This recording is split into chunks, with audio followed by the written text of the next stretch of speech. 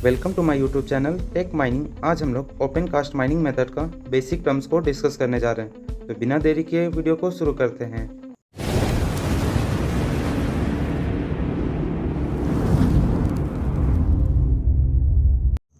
Video शुरू करने से पहले अगर आपने हमारे प्रीवियस वीडियो लेक्चर्स को अभी तक नहीं देखा है तो डिस्क्रिप्शन में दिए गए लिंक पर क्लिक करके आप देख सकते हैं। आज हम लोग ओपन कास्ट माइनिंग मेथड के बेसिक टर्म्स को डिस्कस करेंगे। तो सबसे पहला क्वेश्चन आता है, ओपन कास्ट माइनिंग है क्या? जब मिनरल अर्थ सरफेस के कुछ ही डेप्थ पर उपस्थित हो तो मिनरल के एक्सट्रैक्शन के लिए ओपन कास्ट माइनिंग को प्रेफर किया जाता है। ओपन कास्ट माइनिंग मेथड के ऑपरेशन को कंप्लीट करने के लिए कुछ प्रोसेस इन्वॉल्व होते हैं। सबसे पहला प्रोसेस होता है प्रोस्पेक्टिंग, दूसरा रिमूवल ऑफ ओवरबर्डन, तीसरा एक्सट्रैक्शन ऑफ मिनरल, चौथा ट्रांसपोर्टेशन, पाँचवा रिक्लेमेशन। अब हम लोग बारी बारी से सभी प्रोसेस को डिस्कस करते हैं। तो सबसे पहला प्रोसेस है प्रोस्पेक्टिंग। प्रोस्पेक्टिंग जियोलॉजिकल एनालिसिस का पहला स्टेज होता है जिसमें मिनरल्स, फॉसिल्स, इकोनॉमिक मेटल्स को सर्च किया जाता है और यह भी पता लगाया जाता है कि मिनरल किस क्वालिटी का है, कितने क्वांटिटी में अवेलेबल है और सरफेस से कितने डेप्थ पर उपस्थित है। दूसरा है रिमूवल ऑफ ओवरबर्डन। मिनरल तक पहुंचने के लिए मिनरल के ऊपर टॉप सॉइल को जब रिमूव किया जाता है तो इस रिमूवल को रिमूवल ऑफ ओवरबर्डन कहते हैं। तीसरा है extraction of mineral. Extraction of mineral जब रिमूवल ऑफ ओवरबर्डन हो जाता है उसके बाद मिनरल एक्सट्रैक्शन प्रोसेस स्टार्ट होता है।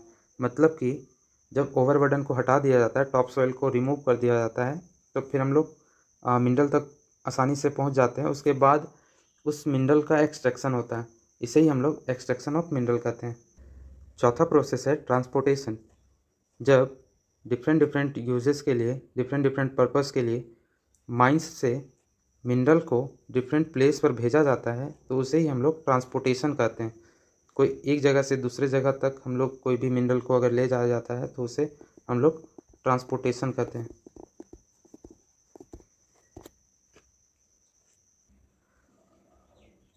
लास्ट प्रोसेस है रिक्लेमेशन प्रोसेस।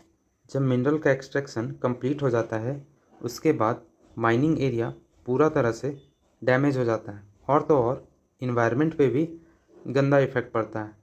तो इसी इफेक्ट को कम करने के लिए हम लोग रिकग्निशन प्रोसेस का यूज़ करते हैं ताकि जो भी माइनिंग एरिया है उसे यूज़फुल बनाया जा सके।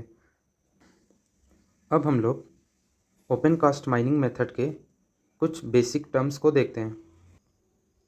यह figure open cast mining method का बेसिक स्ट्रक्चर है और इसी स्ट्रक्चर से हम लोग बेसिक टर्म्स को समझेंगे। तो सबसे पहला टर्म है हमारा बेंच। बेंच क्या होता है? ये जो इंक्लाइन लाइन है टॉप से बॉटम तक जो इंक्लाइन लाइन है उसे हम लोग बेंच बोलते हैं। तो ये हमारा बेंच, इंक्लाइन लाइन को बेंच बोलेंगे। उसके बाद दूसरा टर्म आता है हमारा टो और क्रेस्ट। टो और क्रेस्ट हमारा दूसरा टर्म आता है। तो टो क्या होता है? जो लोवेस्ट पॉइंट होता है बेंच का उसे हम लोग टो बोलते हैं। ये जो मैं इंडिकेट कर रहा हूँ वो टो है। ये लोवेस्ट पॉइंट को हम लोग टो बोलते हैं, बेंच के लोवेस्ट पॉइंट को टो बोलते हैं। और ये क्रेस्ट जो होता है वो बेंच का हाईएस्ट पॉइंट को हम लोग क्रेस्ट बोलते हैं। ये जो मैं इंडिकेट कर रहा हूँ वो क्रेस्ट है। अगला टर्म है बेंच हाइट। बेंच हाइट क्या होता है? Bench height toe and crest के बीच जो वर्टिकल डिस्टेंस है उसे हम लोग बेंच हाइट बोलते हैं। मतलब vertical distance between toe and crest is known as bench height. अगला टर्म है बेंच विड्थ। बेंच विड्थ को हम लोग बी से डिनोट करते हैं। बेंच विड्थ क्या होता है? बेंच का लोवेस्ट पॉइंट टो और बेंच का हाईएस्ट पॉइंट क्रेस्ट, ये दोनों के बीच हॉरिजॉन्टल डिस्टेंस को हम लोग बेंच विड्थ कहते हैं। ये हमारा बेंच विड्थ है और बेंच विड्थ हमेशा बेंच हाइट से बड़ा होगा। अगला टर्म है बेंच स्लोप। बेंच स्लोप क्या है? Horizontal angle to the line connecting bench toe to bench crest. इस एंगल को हम लोग बेंच स्लोप बोलते हैं। इस फिगर में आप ये जो थीटा एंगल देख रहे हैं वो बेंच स्लोप है। यहाँ भी एक थीटा एंगल बनेगा, यहाँ भी एक थीटा एंगल बनेगा, यहाँ भी एक थीटा एंगल बनेगा। तो इसे हम लोग बेंच स्लोप कहते हैं।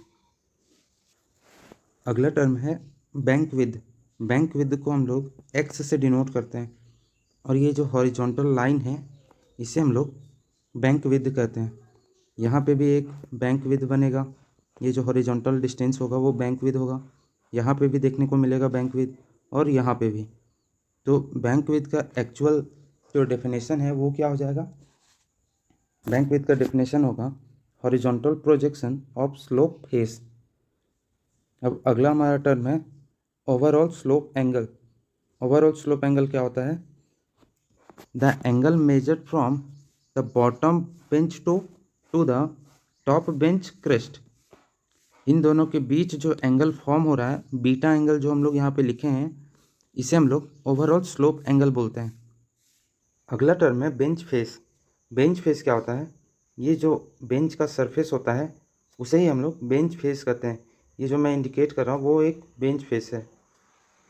अगला टर्म है बर्म। बर्म को हम लोग सेफ्टी बर्म भी कहते हैं। बेंच क्रेस्ट के जस्ट नियर में हम लोग रॉक पाइल्स का यूज़ करते हैं ताकि माइन का सेफ्टी इम्प्रूव हो। हॉल रोड में कोई भी एक्सीडेंट के केस में कोई मशीनरी नीचे ना गिर जाए, इसलिए हम लोग सेफ्टी बर्म का यूज़ करते हैं। तो आज का वीडियो हमारा यहीं पर समाप्त होता है। ऐसे ही माइनिंग से रिलेटेड टॉपिक को जानने के लिए हमारे चैनल को सब्सक्राइब करें। मिलते हैं एक नए वीडियो के साथ।